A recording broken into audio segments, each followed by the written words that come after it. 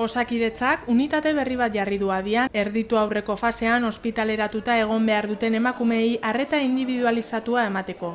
Gaur aurkeztu ditu Jon Etxebarria Osakidetzaren zuzendari nagusiak instalazio berriak Basurtuko Unibertsitate Ospitaleko unitate funtzional obstetrikoan kokatzen dena. Erditze goiztiarra izateko arriskua duten emakumeei, haurdunaldian hipertensio eragin dien emakumeei, edo beranduko erditzea izango dutenei besteak beste, banakako arreta eskaintzeko. Eguneko 24 orduetan emango zaie arreta erditze goiztiarra izateko mehatxuagatik arazoak dituzten emakumeei. 6 logelas osatutako unitatea izango da eta erditze sailaren menpeko emagin bat eta erizaintzako laguntzaile bat egongo dira bertan lanean.